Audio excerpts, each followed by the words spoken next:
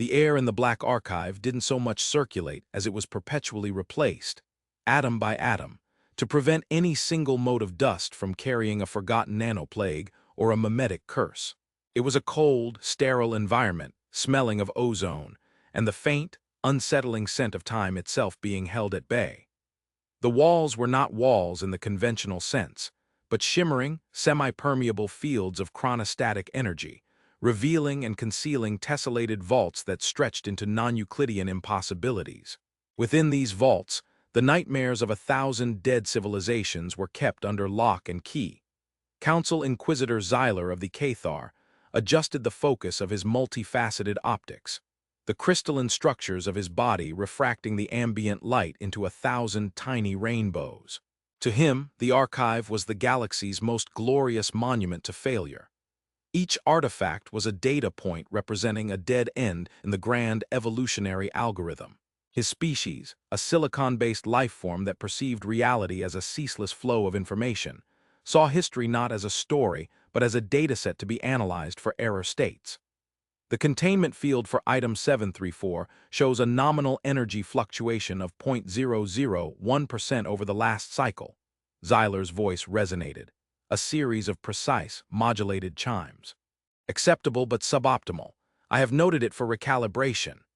Him, a being of flowing, bioluminescent gas contained within a graceful, vaguely humanoid crystal suit shimmered in soft blues and greens. This was Lyravex, the glimmerine delegate. Her species experienced existence as a shared empathic current, and to her the archive was a place of profound sadness. It was a graveyard of songs that had ended abruptly. Suboptimal, Inquisitor. Lyravex's voice was a warm, melodic hum that seemed to vibrate directly in the listener's bones. Or is the sleeper of Andromeda merely dreaming a little more restlessly today? It has been imprisoned for 50,000 years. A little fluctuation is to be expected of a caged god.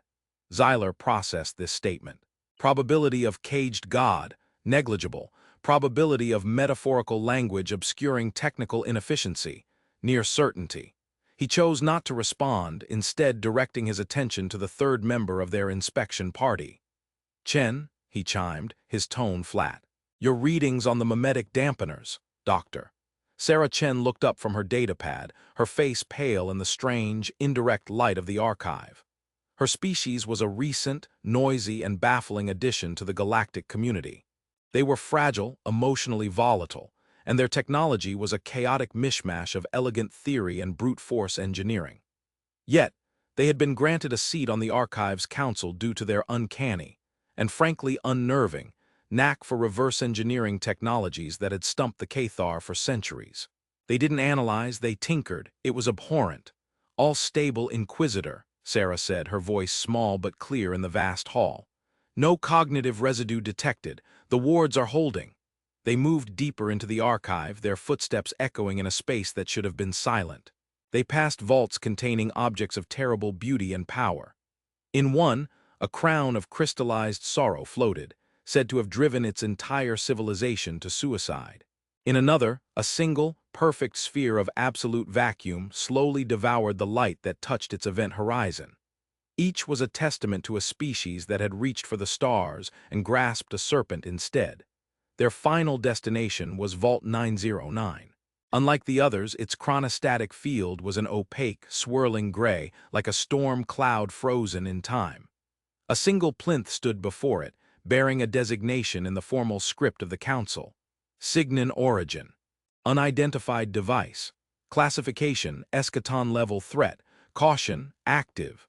Lament, Lyravex whispered, her inner light dimming to a respectful violet, still singing its sorrowful song. Xyler extended a crystalline manipulator and interfaced with the plinth. A stream of data flowed directly into his consciousness. Energy output remains constant. The signal broadcast is unchanged. A complex, repeating cycle of multiband radiation with no discernible pattern or purpose. For 300 standard years, it has done nothing but consume energy and emit this noise. It's not noise, Sarah said, almost to herself. She had stepped closer to the opaque field, her head tilted. The others looked at her. Her gaze was distant, unfocused, as if she were listening to something they couldn't hear. Chen, Xyler's chimes were sharp. Your input is not required unless it pertains to quantifiable data. The signal has been analyzed by the most powerful computational minds in the galaxy. It is statistically indistinguishable from randomness. Sarah didn't seem to hear him. She stood before the swirling gray vortex, a strange, soft expression on her face. The humans had a peculiar habit of contorting their facial muscles to express internal states. It was another inefficient analog system. This one, Zyler's internal archives identified as a small smile. It was a quiet, private smile. It was the smile of someone recognizing an old, half-forgotten tune or solving a riddle they'd been pondering for a long time. It held no malice, no triumph, just a simple, profound sense of recognition. Lyravex's gentle hum broke the silence. Sarah blinked, turning away from the vault. The smile vanished, replaced by a neutral, professional mask. My apologies, delegates. The readings are all within parameters. If there is nothing else, I have to collate the data for the quarterly report. Zyler made a curt gesture of dismissal. Proceed. Chen gave a short, respectful nod to both council members and walked away, her soft-soled boots making no sound on the polished obsidian floor. Zyler turned his attention back to the vault. The human's behavior was an anomaly, but a trivial one. An emotional spasm, nothing more. He refocused on the hard data, the pure, clean numbers that told the true story of the universe. Lyravex, however, watched Sarah's retreating form. She didn't look at the vault, but she felt it. For a single, fleeting moment, as the human smiled, the ceaseless, ancient sorrow that emanated from the lament had faltered. It was a change not of energy or radiation, but of feeling. A missed beat in a song of endless grief. It was something no Cathar instrument could ever measure, and it worried her deeply. 4 hours later, every alarm in the Black Archive shrieked at once. It was not the piercing siren of a security breach, but a deeper, more fundamental tone. A single, resonant C-flat that signaled a change in the status of an eschaton-level artifact. In the central monitoring hub, technicians scrambled, their voices a cacophony of disbelief. Zyler and Lyravex materialized on the command bridge, their forms shimmering into existence via short-range transporters. A Cathar technician, its crystalline facets flickering with agitation, turned to Zyler. Inquisitor. It's Vault 909. Report. Zyler's voice cut through the chaos. The device, the lament, it has gone silent, the technician reported, its chimes wavering. All energy emissions have ceased. The broadcast has stopped.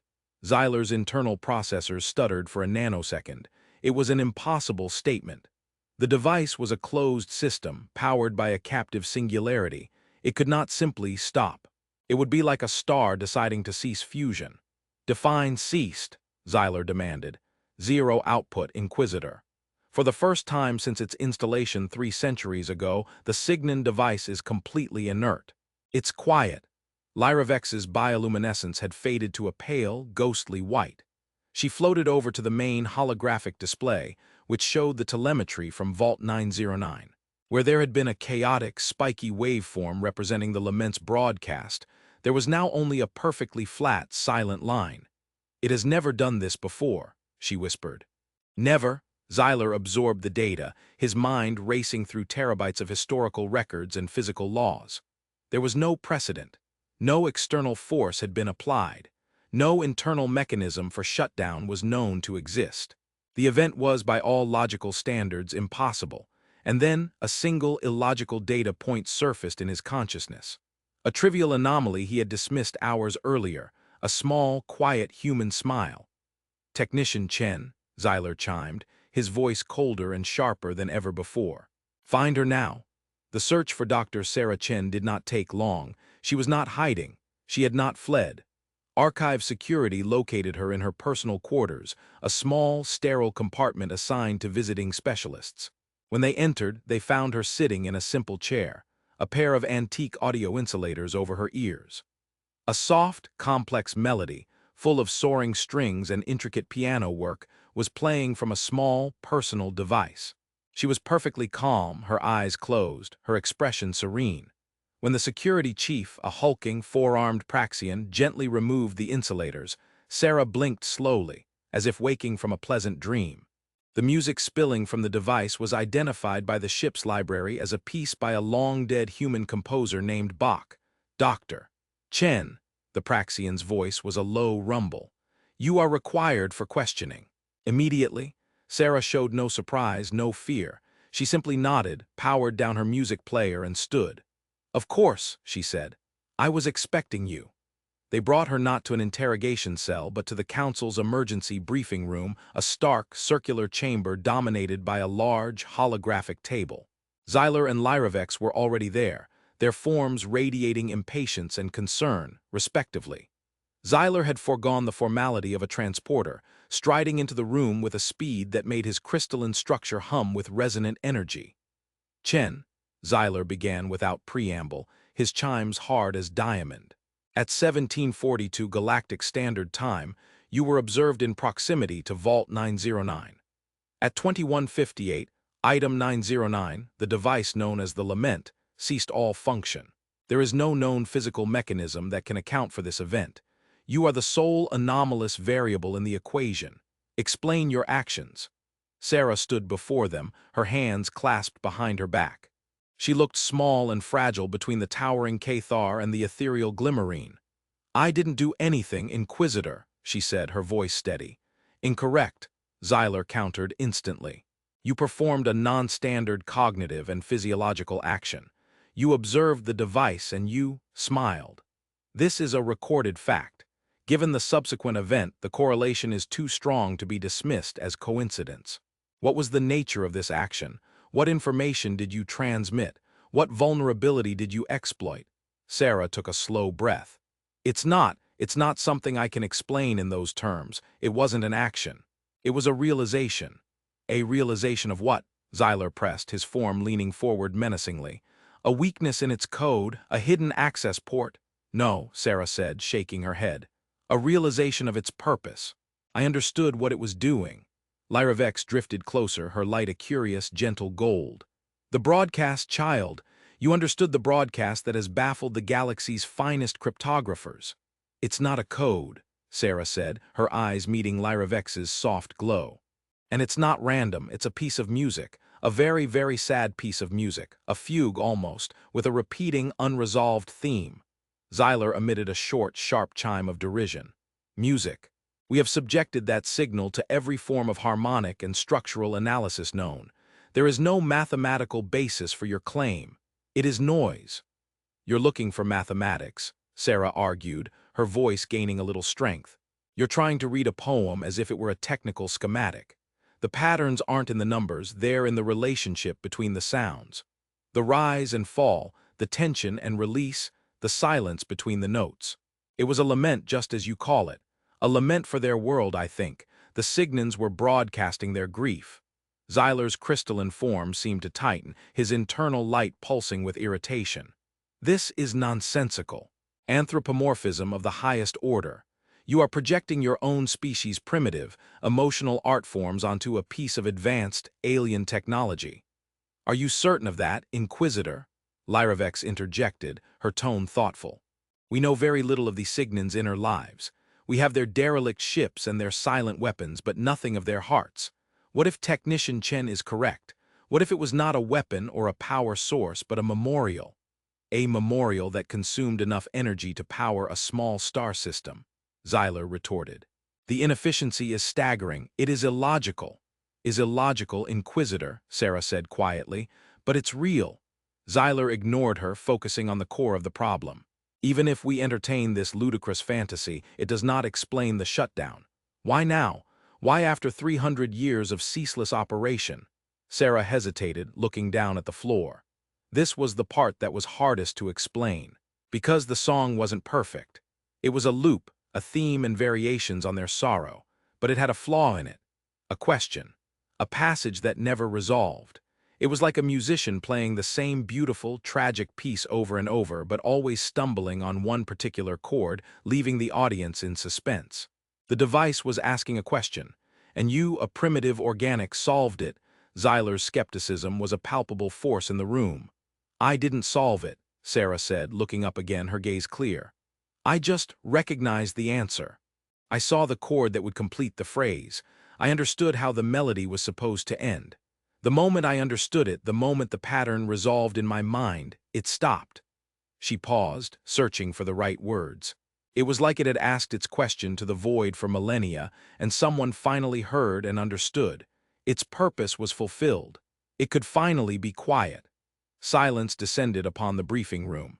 Xyler was motionless, processing the sheer absurdity of the human's claim. A device with a consciousness rudimentary enough to perceive understanding. A failsafe triggered by the resolution of a musical phrase in the mind of a bystander. It violated a dozen principles of information theory and physics.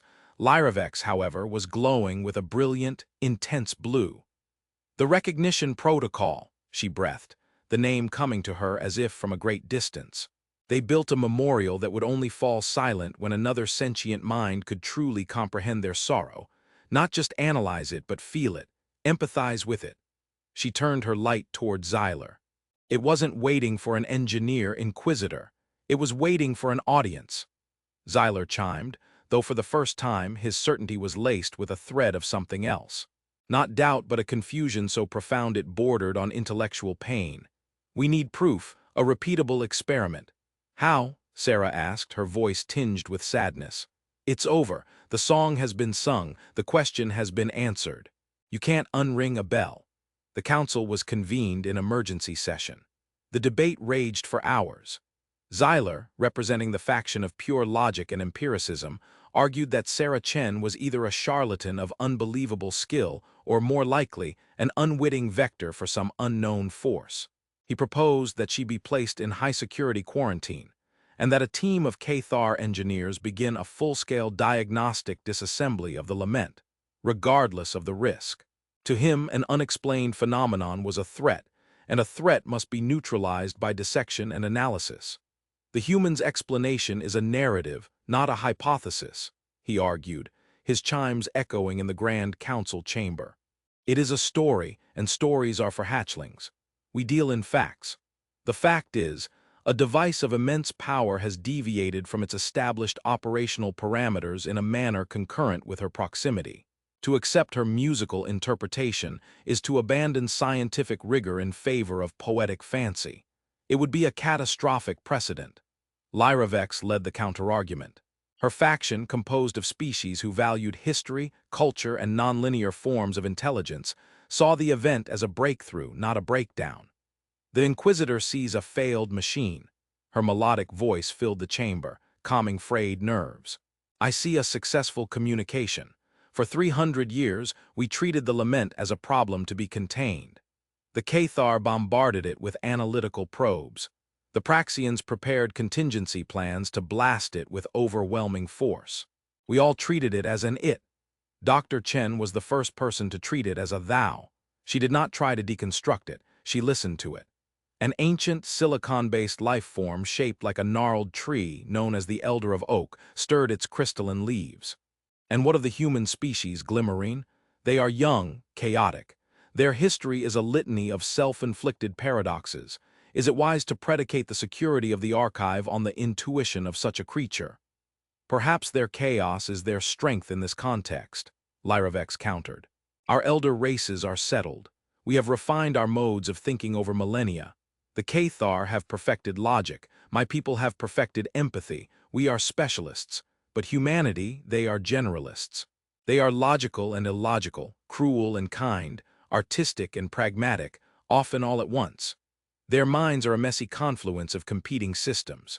Perhaps only a mind that fluid, that capable of holding contradiction, could perceive a pattern that was both mathematical and emotional. The debate became a proxy war for the soul of the Galactic Council itself. Was the universe a grand, logical machine to be figured out, or a complex, interconnected poem to be experienced? Was intelligence merely the speed of calculation, or did it include the capacity for wonder, grief, and understanding?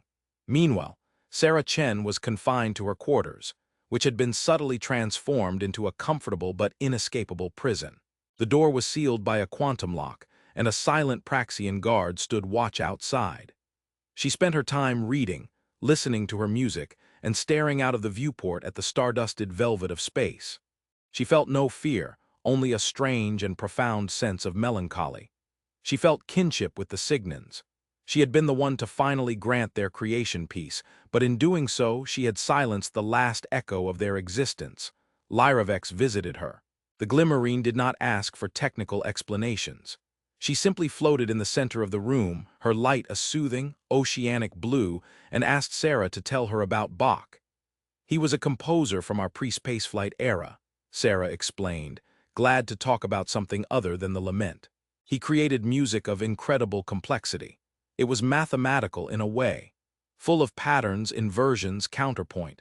You could analyze it for centuries, like the Cathar would. But that's not why we still listen to him." "Do you?" Lyravex hummed. "Because of what he does with the math," Sarah said. "He uses that rigid structure to build cathedrals of sound, things that express joy, sorrow, devotion. He proves that you can use the rules of logic to create something that transcends logic. The pattern is the vessel, the feeling is the cargo," Lyravex shimmered. "Like the Lament." "Exactly like the Lament," Sarah affirmed. The Signans were brilliant mathematicians. The broadcast was a marvel of signal engineering, but that was just the vessel. The cargo was their grief. I just happened to be the first one who knew how to unpack it. Lyravex stayed for a long time, asking Sarah about poetry, about painting, about the strange human concept of a joke. She was gathering data, but not the kind Xyler would ever understand. She was trying to build a profile of the type of consciousness that could silence a god.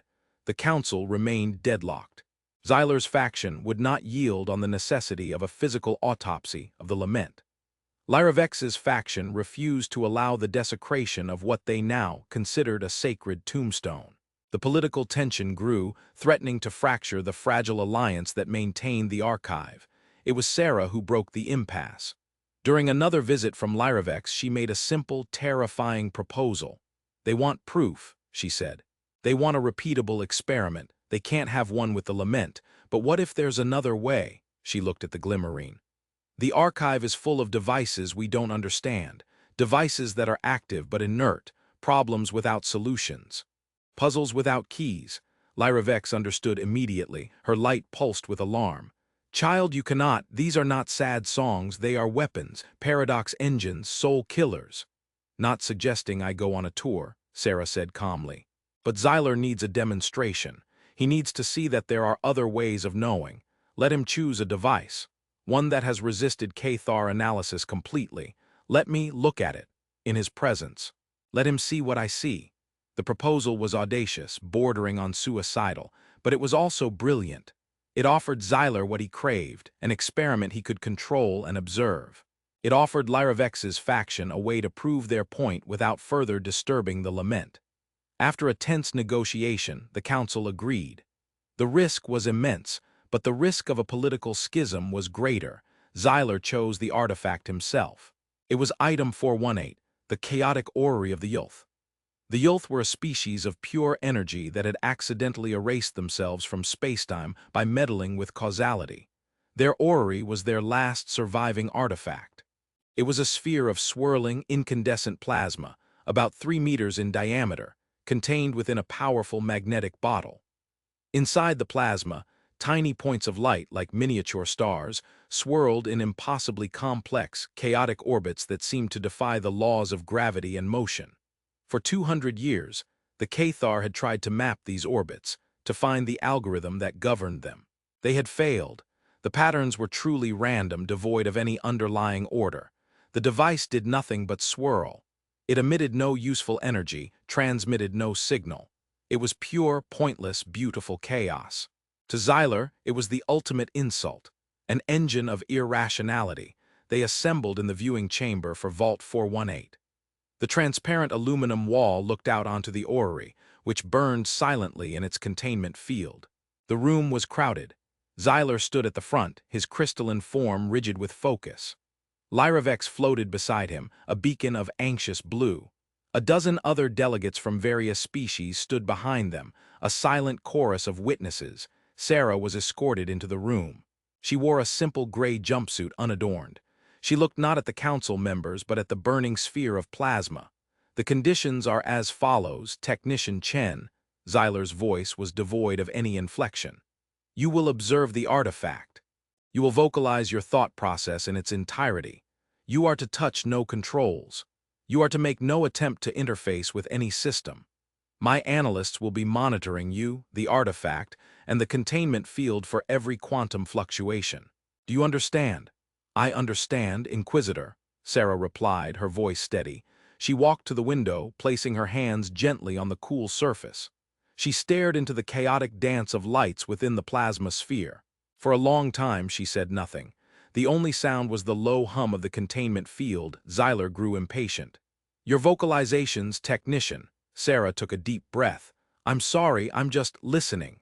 She closed her eyes. You're trying to map the orbits of the stars. You think of them as planets, as physical objects moving through space. That's the mistake. Xyler's optics narrowed. Elaborate, not objects, Sarah whispered, her eyes still closed. They're notes. The orrery isn't a model of a solar system. It's a score, a musical score, and the plasma is the orchestra. A murmur went through the assembled delegates. Xyler remained motionless. The analogy is meaningless. Continue. Can't predict the path of a single note, Sarah continued, her voice gaining confidence. You can't understand a symphony by analyzing one violin part. You have to hear the whole thing.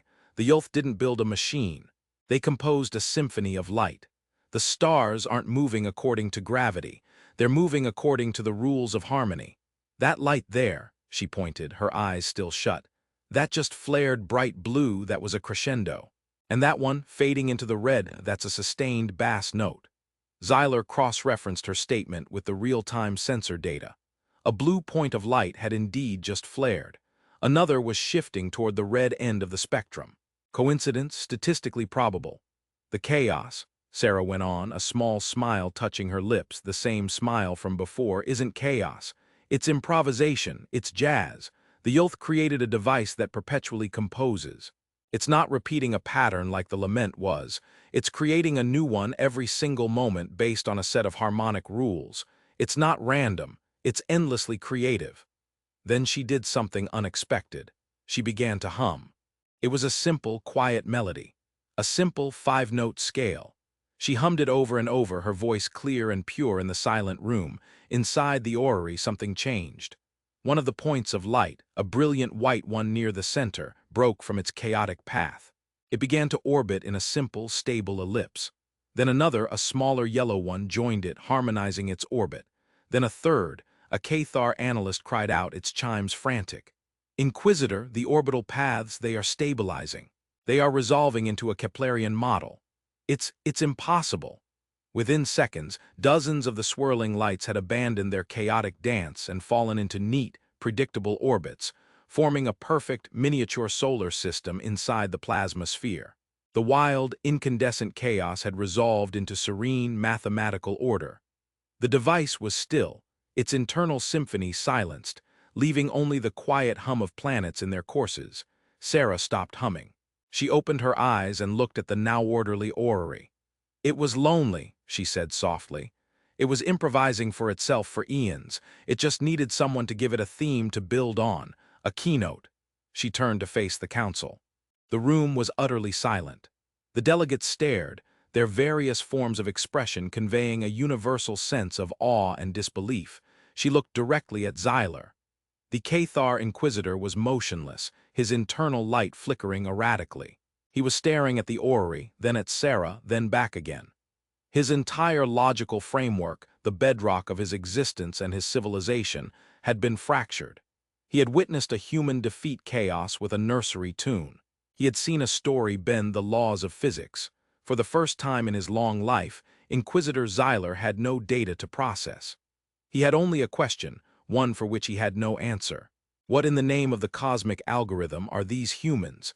The aftermath was not an explosion, but a profound, galaxy-altering quiet. Xyler did not challenge Sarah again. He did not speak for 3 full rotations. He simply stood before the tamed orrery, which now spun in its perfect, simple orbits, a monument to his own intellectual blindness. When he finally did address the council, his voice, for the first time, lacked its diamond-hard certainty. It was softer, more questioning. The parameters of our investigation must be expanded, he chimed, the notes hesitant. The classification of intelligence may be incomplete. The human methodology, while not replicable by Cathar standards, has produced a result. Data does not lie. The result is proven. Therefore, the method must have validity. It was the closest a Cathar could come to admitting he was wrong, and it sent shockwaves through the council. The faction of pure logic had conceded that there were truths that logic alone could not reach. Sarah Chen was no longer a prisoner or a suspect. She became a consultant, a key. Her title was officially Specialist in Pre-Rational Artifacts, a designation created just for her. She was not a technician anymore, but a translator, a listener. Her job was to walk through the halls of the Black Archive and listen to the stories the dead civilizations had left behind. She worked closely with Lyravex, forming an unlikely but powerful partnership. The Glimmerine's vast historical and cultural knowledge provided the context, and Sarah's strange, intuitive pattern recognition provided the insight. Together, they began to reevaluate the archive, not as a collection of dangerous objects, but as a library of last words. They discovered that a device thought to be a weapon of planetary destruction was actually a terraforming engine, powered by grief, that had been inadvertently activated in reverse. They found that a supposed torture device was a medical instrument of immense sophistication, designed for a biology so alien that its healing processes looked like destruction to outsiders. Each discovery chipped away at the Council's long-held assumptions. The relationship between the established galactic species and humanity was irrevocably altered. Humans were no longer seen as volatile, unpredictable newcomers. They were now regarded with a mixture of awe and caution. Their intuition, their art, their emotional chaos, these were not flaws. They were a form of processing, a type of analysis as potent as any Cathar supercomputer. They were the galaxy's ultimate generalists, able to see the forest and the trees, to read the music as well as the math. The mystery of the Lament was solved. It was a memorial, a question asked of the universe by a dying race. The Signans, it was hypothesized, had reached a level of technological prowess that had begun to eclipse their emotional and artistic core. The Lament was a final, desperate act of creation, a test they left behind. They built a device that could only be understood by a species that had not yet lost its connection to the illogical, beautiful chaos of art. It was a failsafe, not against their enemies, but against their own sterile perfection. It was a beacon, searching for a mind that was still messy enough to understand sadness. In the end, it was Sarah Chen, humming a tune from a long-dead composer on a forgotten world, who proved that her species was worthy of answering. One evening, months after the incident with the orrery, Lyravex found Sarah standing once more before the now-silent vault of the Lament. The swirling gray field was gone, replaced by a simple, transparent stasis wall. Inside, a complex, silent sculpture of crystal and light sat on its plinth, inert and peaceful. "Does it make you sad?" Lyravex hummed, floating beside her. "That it is silent now?" Sarah shook her head, a soft smile on her face. Not the smile of recognition this time, but one of quiet contentment. "No," she said, "it doesn't make me sad, it's not silent." Lyravex pulsed with curiosity. "But we detect no emissions, it is quiet." "It's only quiet on the outside," Sarah explained, placing a hand on the transparent wall. "But in here," she tapped her temple, "it's still playing." Its job was to broadcast its question until someone could hear it. Now that its question is part of me, and part of our shared history, it doesn't need to shout anymore. The song isn't gone. It just moved. She looked at the Glimmerine, her human eyes reflecting the delegate's soft, inner light. "That's the thing about a good song, Lyravex. Once you've truly heard it, you carry it with you forever." Glimmerine considered this, her own ancient consciousness grappling with the simple, profound truth of it. The Black Archive was still a place of immense danger, the galaxy still full of mysteries and threats. But something fundamental had shifted. A new dialogue had begun, one not just of data and diplomacy, but of empathy and understanding. And it had all started with one woman, a dead civilization's sorrow, and a protocol that wasn't written in code, but in the universal language of recognition. The future was uncertain, but for the first time in a long while, it felt like it had a new, more interesting, and infinitely more harmonious melody.